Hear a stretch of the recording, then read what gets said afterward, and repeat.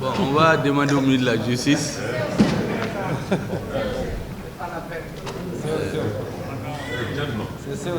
C'est CO.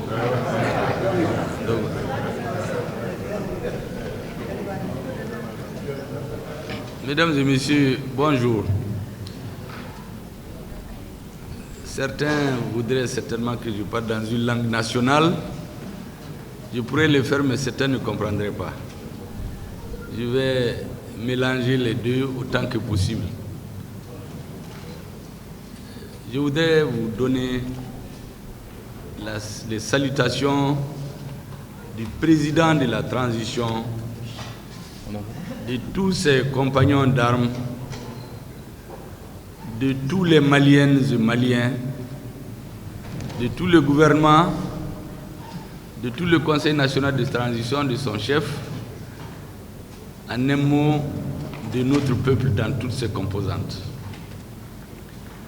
La mission de travail et d'amitié que nous effectuons au Burkina Faso aujourd'hui est très significative à plus d'un titre. Ce n'est pas une mission comme les autres. Je sais que votre communauté ici est composée de beaucoup de Maliens qui vivent au Burkina Faso, d'autres qui font les allers-retours, de nos grands fonctionnaires internationaux qui sont à la CEDEAO et à l'UEMOA, qui, malgré les malentendus présents, font de leur mieux. J'ai toujours dit au Mali que notre pays a vocation à unir les Africains, à être ensemble. Et vous savez que dans notre constitution, certainement c'est le seul pays qui a écrit, quels que soient les régimes politiques, que nous pouvons laisser tout ou partie de notre souveraineté pour la cause de l'unité africaine. Et c'est pour cela que malgré les sanctions illégales, illégitimes et inhumaines qui avaient été prises contre notre pays, malgré la douleur que les Maliens sentaient, nous avons toujours appelé à l'apaisement, en disant que ce qui se passe entre nous, c'est comme une brouille passagère entre les frères d'une même famille, les enfants d'une même famille. Il est vrai que beaucoup de Maliens, à juste titre, demandent qu'est-ce que nous faisons dans ces organisations. Nous dirigeons le pays, nous avons l'obligation d'apaiser tout le monde, d'expliquer que notre vocation, ce n'est pas de diviser, mais d'unir les Maliens et les Africains. Donc si à un moment donné, certains Africains, pour telle ou telle raison, que nous avons condamné à son temps, prennent un avis qui n'est pas favorable aux Maliens, il faut qu'on prenne cela comme une brouille entre des frères d'une même famille. Vous savez, la patience, la vérité et le temps ne seront jamais vaincus. Et je suis certain, et d'ailleurs on le voit, que les peuples africains veulent être ensemble, veulent se comprendre. Il y a des difficultés au niveau des élites. Lorsque l'embargo a été imposé à notre pays, vous savez qu'à la frontière terrestre du Burkina et du Mali, les peuples ont dégagé les frontières. Il y a pas d'embargo, ça veut dire que les peuples sont en avance sur les élites dirigeantes. Aujourd'hui, nous avons la chance d'avoir des dirigeants qui pensent qu'il faut aussi que par le sommet, cette unité se fasse. Du moment que les peuples sont déjà prêts à cela, nous voyons quand il y a eu l'embargo contre le Mali, beaucoup de peuples africains se sont levés pour marcher 1600, 1000, 1500, 1300 km pour quitter les pays frontaliers du Mali et venir soutenir les Maliens. Nous avons eu des panafricanistes qui ont fait 1600 km de Dakar à Bamako. Toutes sortes d'Africains, tous les Africains, pour venir soutenir leurs frères au Mali. Et donc quand nos dirigeants aujourd'hui pensent qu'il est temps de donner suite à cette unité, les présidents du Mali, du Burkina Faso, de la Guinée, nous devons faire ce qui dépend de nous. Pourquoi? Parce que par le passé, il y a eu ces tentatives d'être ensemble. Pourquoi ça a échoué? Pourquoi ça n'a pas marché? Qu'est-ce qu'il faut faire pour que ça marche? C'est sur toutes ces questions que nous sommes en train de réfléchir. Au Burkina Faso, le Premier ministre nous a informé qu'il a installé même une structure chargée de réfléchir sur la question. Au Mali, bientôt, nous aurons une grande commission mixte, Burkina Faso, Mali. Avant ça, il y aura une réunion des ministres des Finances des 3 pays pour réfléchir sur ce qu'il faut faire. Il y a bien sûr des gens qui sont contre, ça c'est normal, qui ont des réserves, il faut les écouter aussi, c'est des citoyens de ces pays. Pour quelles raisons? Les tentatives passées, pour quelles raisons elles avaient échoué? Nous devons intégrer tout cela pour faire ce qui dépend de nous. À chaque génération, sa mission. Peut-être la génération d'aujourd'hui, sa mission, c'est de faire un pas qualitatif vers cette intégration africaine. Maintenant, le Mali et le Burkina aujourd'hui ont décidé de se donner la main pour prendre le devant. Depuis la visite historique du président du Burkina Faso, le capitaine Traoré au Mali, à son frère et ami, le président, le chef de l'État du Mali, le colonel Assimi Goïta, suivi d'une visite d'amitié du Premier ministre du Burkina Faso au Mali, suivi à son tour d'une rencontre tripartite des 3 ministres des Affaires étrangères du Mali, de la Guinée et du Burkina Faso. Aujourd'hui, c'est une nouvelle impulsion que nous devons donner à cela. Et c'est pour cela que le président a estimé qu'il faut une très forte délégation du Mali qui vienne ici pour coïncider avec ce grand festival qui se tient certes à Ouagadougou, mais c'est un festival africain et mondial, le FESPACO, où le Mali a été choisi comme invité d'honneur cette année. Donc nous faisons d'une pierre, pour ainsi dire, 3 coups. Nous venons au festival, nous voulons renforcer les relations du Mali et du Burkina Faso et nous tenir résolument vers l'intégration africaine, qui est le souci de tous les Africains. Mais aussi nous sommes venus présenter les condoléances à nos frères burkinabés avec le drame que vous avez entendu il y a quelques jours et leur dire qu'aucune force étrangère, comme ils sont en train de le faire, je crois que les Burkinabés ont compris, ne viendra libérer le pays à leur place. Tout ce qu'ils vivent aujourd'hui, le Mali l'a vécu en 2018, 2019, 2020. C'est-à-dire des soldats qui sont tués en masse, des villages rasés, des conflits intercommunautaires. Aujourd'hui, c'est vrai, le terrorisme n'est pas fini au Mali. Mais on ne peut plus attaquer un camp pendant des heures sans soutien. Vous vous rappelez de l'attaque du camp d'Endeliman? C'est un camp qui a été financé par la MINUSMA, construit par Barkhane. Est-ce que vous pouvez imaginer un camp qu'on construit dans le désert et il n'y a pas à boire? Le premier besoin de l'homme dans le désert, c'est la boisson. On peut faire des jours où on ne mange pas, mais si vous faites une journée dans le désert sans boire, vous mourrez. Donc les soldats sont obligés d'aller chercher de l'eau dans les puits des hameaux. Et les terroristes les suivent, ils connaissent leur programme. Un jour, ils tombent sur eux, ils les tuent tous. Ils viennent avec des bonbonnes d'explosifs dans le camp. Et le combat dure 7 heures de temps. Les soldats maliens ne peuvent pas apporter le soutien à leurs camarades. Pourquoi? Parce qu'on n'a pas de moyens de transport. C'est un exemple que je vous donne. Donc on a assisté au fait qu'on a rasé des camps entiers, des villages entiers, des femmes enceintes, des enfants brûlés vifs, 100, 120, 140, 50, 60.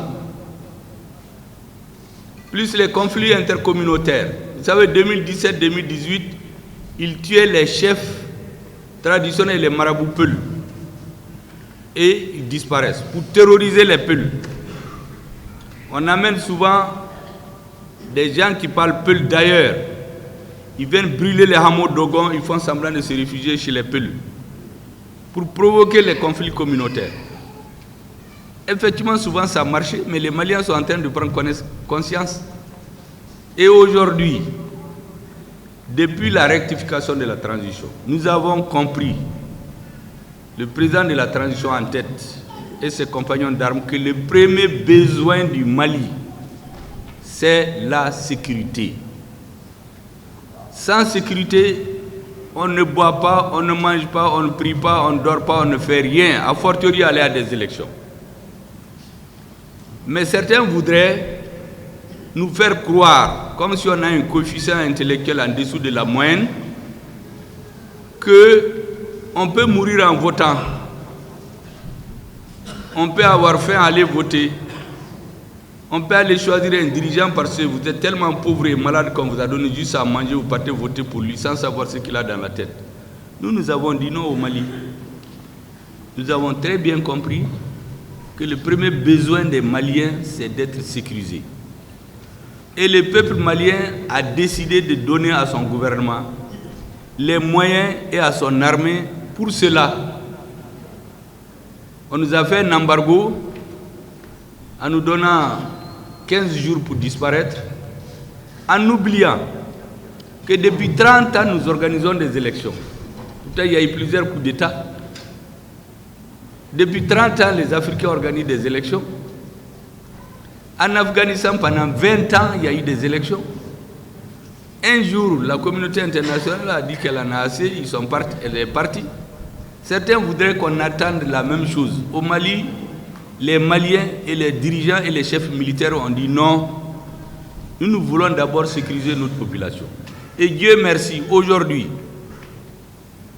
je touche du bois, les tueries en masse dans nos camps militaires, dans nos villages, c'est un triste souvenir du Mali. Aujourd'hui, nous ne demandons la permission à personne pour aller dans un territoire, dans une partie de notre territoire. Vous savez qu'à un moment donné, quand on dit qu'il y a des terroristes vers Tassiga et autres, quand l'armée veut aller contrôler, on leur dit non. C'est le lieu d'entraînement nocturne d'une organisation militaire internationale. Vous ne pouvez pas aller. Ça, c'est terminé aujourd'hui. Nous avons nos avions de transport, nous avons nos avions militaires, nous avons nos drones et nous pouvons contrôler tout le territoire national sans demander la permission à qui que ce soit. Et celui qui veut nous obliger à demander la permission, on lui montre la porte, il peut aller nous laisser en paix.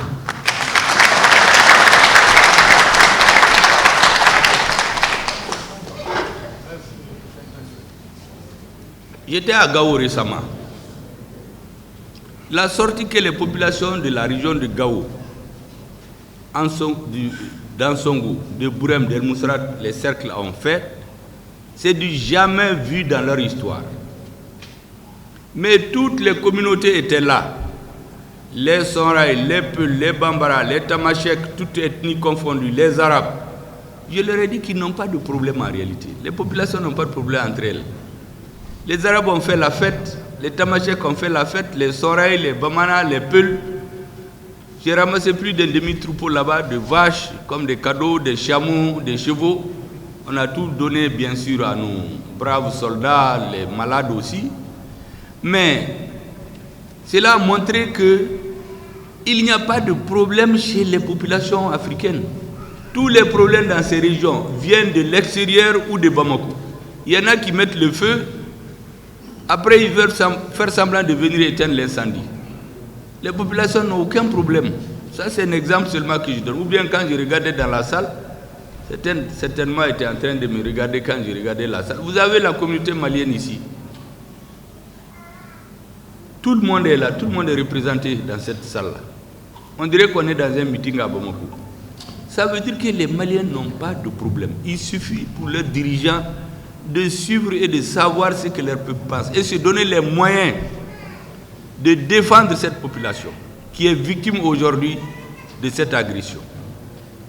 Maintenant, la stratégie des terroristes, nous avons détruit toutes leurs bases, tous les sanctuaires. Maintenant, ils font des petits groupes pour tendre des embuscades. Mais au Burkina Faso, ils continuent à faire ce qu'ils faisaient au Mali en 2018, 2019, 2020. Et c'est pour cela que nous sommes venus présenter au nom du président de la transition, du gouvernement, de tous les chefs militaires, nos condoléances au peuple burkinabé pour le dernier drame. Et leur dire que nous sommes ensemble. Nous allons nous mettre ensemble pour bouter le terrorisme hors de nos frontières. Mais nous sommes conscients aussi que tant qu'il y a le terrorisme dans un pays africain, du Sahel, il ne sera pas vaincu. Donc nous sommes résolument retournés vers l'avenir du Sahel. Mais pour cela, il faut mettre d'abord de l'ordre chez soi. C'est pourquoi nous nous sommes occupés et nous continuerons à nous occuper du Mali d'abord. Le Mali, le Burkina, la Guinée ont choisi une voie aujourd'hui que vous devez travailler à renforcer. Nous sommes venus aussi ici pour vous dire deux mots sur ce que nous sommes en train de faire. Effectivement, j'ai écouté les préoccupations des Maliens. On donnera bientôt la parole aux Maliens, au ministre des Maliens établis à l'extérieur. Quelqu'un a dit les Maliens de l'extérieur. Il dit les Maliens établis. Parce que vous savez, il y a un peu de tout. Établis, ce n'est pas pour hasard qu'on l'a mis. Les Maliens établis à l'extérieur pour répondre à vos préoccupations. Mais pour l'essentiel, vous verrez le gouvernement, dans son programme d'action, a fixé comme axe numéro 1 la sécurité, exactement comme vous le demandez. Parce que nous sommes convaincus qu'un gouvernement qui ne peut pas sécuriser sa population, il ne peut pas être légitime, quelle que soit la façon dont il vient. Après la sécurité physique, il faut la sécurité alimentaire. Il faut que les citoyens mangent. La stratégie des terroristes aujourd'hui, c'est de chasser les gens des villages par petits groupes pour qu'ils viennent grossir les villes et créer un soulèvement. C'est ça leur stratégie. Nos chefs militaires sont en train de s'adapter à leur méthode de combat. Parce que nous devons sécuriser la population. Après la sécurité alimentaire, il faut bien entendu la sécurité éducative. Il faut être en bonne santé. Si vous êtes sécurisé, vous mangez bien. Si vous n'êtes pas en bonne santé, vous n'êtes pas là. Et enfin, disons pas enfin, il faut la sécurité, pouvoir être instruit et comprendre. La démocratie ne s'impose pas par le sommet. Quand les peuples comprendront ce qui se passe, les dirigeants ne peuvent pas faire ce qu'ils veulent.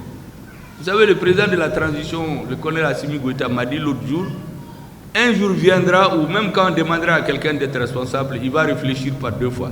Parce que les peuples n'accepteront plus que quelqu'un vienne s'asseoir parce qu'il est responsable, il fait ce qu'il veut. Il va lui demander des comptes tous les jours. Donc, il faut d'abord sécuriser les citoyens physiquement, sur le plan alimentaire, sur le plan sanitaire, sur le plan éducatif et bien entendu la justice.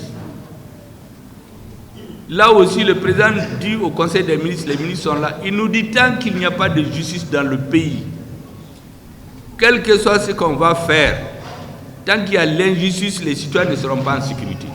Le pays ne sera pas stable.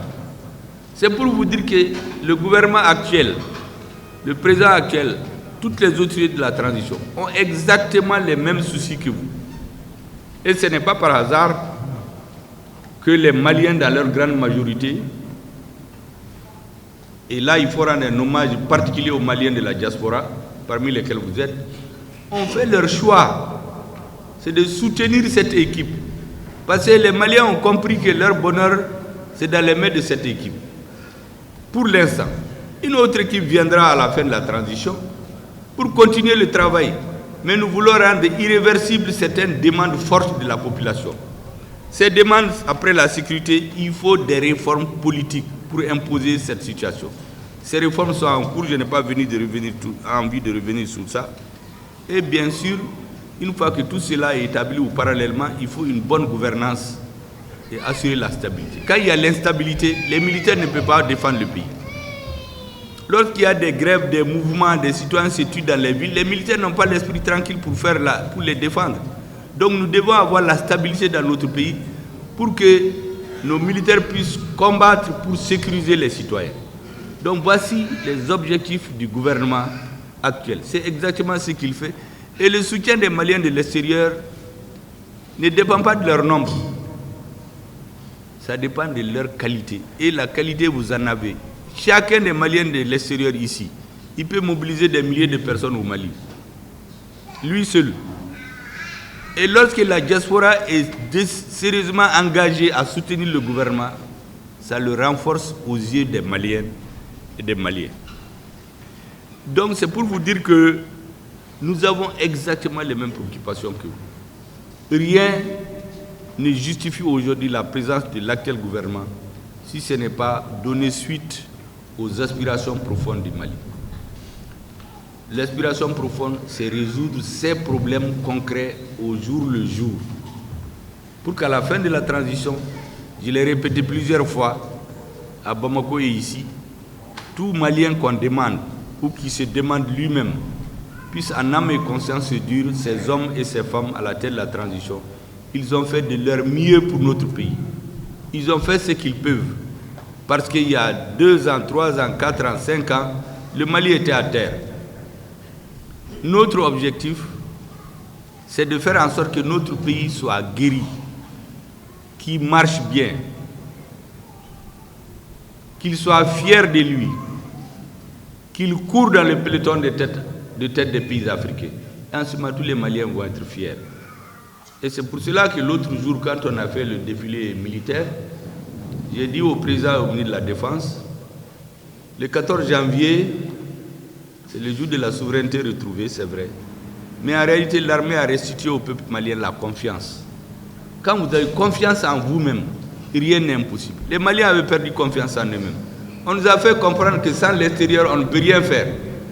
On nous a coupé toutes les aides. Pendant ce temps, on s'est assis avec notre peuple, on a décidé de nous sécuriser d'abord. Et tous les moyens que nous avions, nous avons de façon rationnelle affecté à notre armée ce qu'il faut pour parvenir au résultat dont je vous parle aujourd'hui. Le processus électoral, il va suivre son cours. Vous suivez, je ne reviendrai pas sur toutes les réformes qui sont annoncées tous les jours. Ça va finir par ça. Nous sommes des hommes raisonnables. Une transition ne peut pas durer éternellement. Mais on ne peut pas la bâcler parce que quelqu'un demande à Bamako qu'il faut faire des élections alors que lui-même, il ne peut pas aller chez lui. Tous ceux qui demandent d'aller aux élections tout de suite, il n'y a aucun d'entre eux qui peut aller dans son village et faire des élections. Il le dit uniquement parce qu'il y a quelques diplomates qui le disent. Comme si, dans un pays, on commence par des élections. J'ai fini par ce qu'un ambassadeur m'a dit récemment, que j'ai reçu le matin de mon arrivée ici. Il me décrivait la situation dans leur pays. Qu'ils étaient 40 millions, ils le sont. Ils avaient faim. Leur sécurité, bien sûr, globalement, était assurée par l'extérieur. Ils se sont dit, la priorité pour nous, c'est de résoudre la question alimentaire. Et le gouvernement s'est donné 5 ans pour que plus personne n'ait faim dans leur pays. Quand ils ont fini, ils se sont attaqués au développement technologique. Ils sont les premiers dans le monde, dans les secteurs qu'ils ont choisis.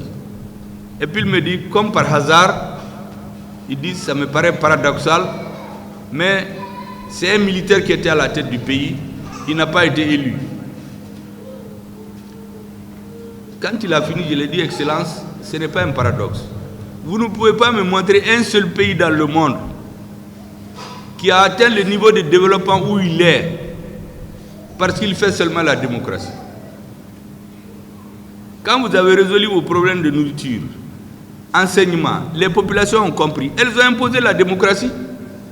La démocratie, ce n'est pas quelqu'un qui donne. Un peuple qui est sécurisé, qui mange bien, bien nourri, en bonne santé, bien éduqué, il va imposer la démocratie.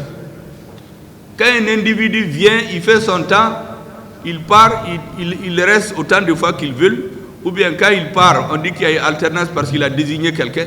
Quand vous désignez quelqu'un, ça c'est de la rotation, ce n'est pas de l'alternance, parce que ce n'est pas le peuple qui a choisi. Donc, on veut nous faire comprendre qu'avec l'alternance, avec ce qu'ils appellent la rotation, on peut développer l'Afrique.